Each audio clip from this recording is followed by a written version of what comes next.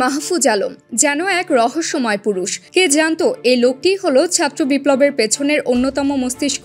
এখন তিনি প্রধান উপদেষ্টার বিশেষ সহকারী, আর এরপর থেকেই এই বিশেষ সহকারী সম্পর্কে জানতে ফেসবুক, গুগলে ভিড় দেখা গেছে। মাহফুজ আলমের নিয়োগের পর থেকেই তার সম্পর্কে জানতে আগ্রহী হয়ে উঠেছেন অনেকেই। ফেসবুক, গুগলে তার সম্পর্কে জানতে সার্চ করছে হাজার হাজার মানুষ।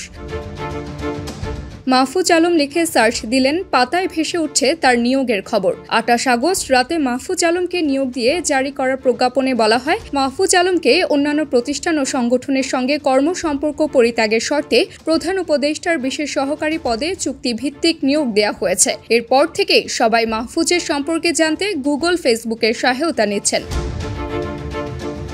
ফেসবুকে শুধু মাহফুজ লিখলেই অটো চলে আসে মাহফুজ আব্দুল্লাহ, নিচে লেখা উঠে পপুলার নাও, অর্থাৎ এই নামই সাম্প্রতিক সময়ে অনেক বেশি সার্চ দেওয়া হয়েছে বা এই প্রোফাইলে অনেক মানুষ প্রবেশ করেছেন। মাহফুজ আলম ঢাকা বিশ্ববিদ্যালয়ের আইন বিভাগের 2015-16 শিক্ষাবর্ষের ছাত্র। তার বাড়ি লক্ষ্মীপুর জেলার রামগঞ্জ উপজেলার ইসাপুর গ্রামে। অনেকেই বলছেন ছাত্র বিপ্লবের পেছনে তিনি ছিলেন মস্তিষ্ক। মাহফুজ আলমের ফেসবুক অ্যাকাউন্ট ঘেঁটে দেখা যায় তার জন্মদিন 31 জানুয়ারি। লেখালেখির অভ্যাসও রয়েছে মাহফুজের। ঢাকা বিশ্ববিদ্যালয়ের প্রতিষ্ঠা ও সমকালীন জনমত নামের 2 খণ্ডের বইও প্রকাশিত হয়েছে তার নামে। প্রধান উপদেষ্টার প্রেস সচিব শফিকুল আলম তার ফেসবুক অ্যাকাউন্টে এক পোস্টে মাহফুজ আলম সম্পর্কে লিখেছেন, ছাত্র বিপ্লবের পেছনের মস্তিষ্ক ছিলেন মাহফুজ। মাহফুজ ব্রিটিশ ভারত বিভাজনের পর থেকে আমাদের সমস্ত রাজনৈতিক দল এবং রাজনৈতিক বসতি সম্পর্কে জানেন। দেশের সব রাজনৈতিক নেতার মানসিক তিনি জানেন। রাজনৈতিক ঘটনা এবং কেন তারা সফল বা ব্যর্থ হয়েছে সম্পর্কে তার বিশ্বজনীন জ্ঞান আছে।